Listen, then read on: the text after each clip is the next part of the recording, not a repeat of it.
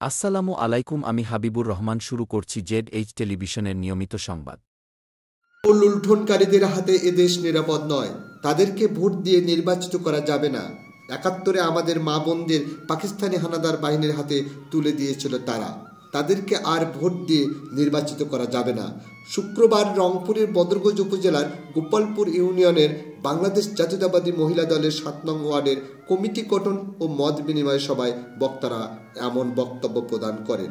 নুরানী আক্তার আদরির সভাপতিত্বে প্রধান অতিথি হিসেবে বক্তব্য রাখেন গোপালপুর ইউনিয়ন বিএনপির সভাপতি শামসুর রহমান বকুল।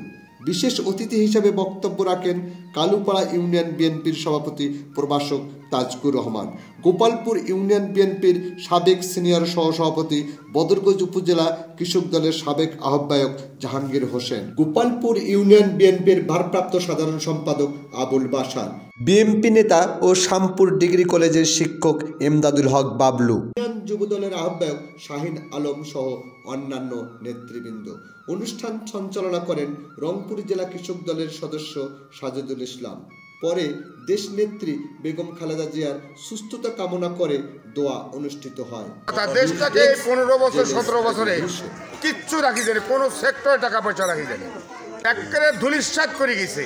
ব্যাংক খালি করছে, রাষ্ট্রীয় কোষাগার খালি করছে, রাষ্ট্রীয় জামানত খালি করছে, বিদেশ থেকে চাকরি করে দিলে ডলার কামাই করছে, বিদেশে যা চাকরি করে গরিব মানুষের সেই রিজার্ভ ফান্ড চুরি করছে, ইন্স্যুরেন্সগুলো চুরি করছে, কোনো জায়গা আর ফাঁকা নেই। এখন এই দেশটাকে পুনর্গঠন করতে গেলে দরকার ম্যাডাম খালেদা জিয়ার দরকার। মাটি ও মানুষের নেতা মোহাম্মদ আলী সরকার 2 বার উপজেলা চেয়ারম্যান ছিলেন, 1 বার এমপি ছিলেন। তিনি এই বদরগঞ্জের মাটি ও মানুষের নেতা, তিনি একজন অত্যন্ত ভালো মানুষ। সবারই বক্তব্যের মধ্যে সেটা চলে এসেছে। তাকে নির্বাচিত করতে হবে। তাকে নির্বাচিত করলে আমরা যেভাবে তাকে নির্বাচিত করব, এই 300টা এমপি ভোটের মাধ্যমে সরকার নির্বাচিত করবে। যারা বাড়ি আগুন লাগিয়ে দিয়ে জ্বালিয়ে দিচ্ছে, যারা আমাদের মাহবুবকে পাকিস্তানি হানাদারদের হাতে তুলে দিয়েছে, ইজ্জত লুণ্ঠন করেছে, তাদের হাতে কি দেশটা নিরাপদ? আপনারা বলেন তো? না, তাদের হাতে দেশটা নিরাপদ নয়। তাদেরকে ভোটে নির্বাচিত করা যাবে না। আপনারা জানেন বাংলাদেশে বেগম খালেদা জিয়া নামে একজন নেত্রী আছেন কি?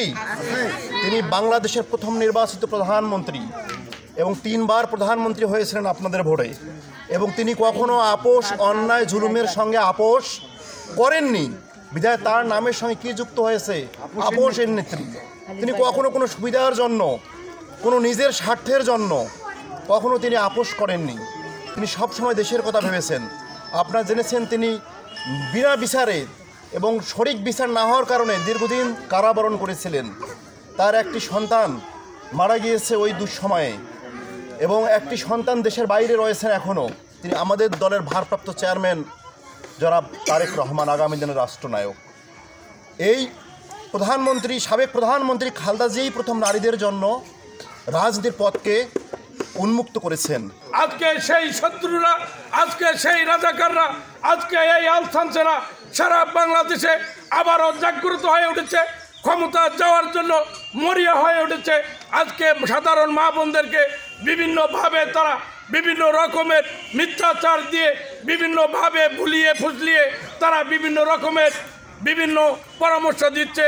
আমি আপনাদেরকে আপনাদের এলাকার সন্তান হিসেবে বলতে চাই, আজকে এই বাংলাদেশ জাতীয়তাবাদী দল বিএনপির যে মনোনীত তারেক রহমান মনোনীত বদরগঞ্জের যে প্রার্থী মোহাম্মদ আলী সরকার, সঠিক সরকার যাতে গঠন হয়, এই সরকার গঠন করতে আপনাদের মহিলা ভোটারেরও খুবই গুরুত্বপূর্ণ আছে।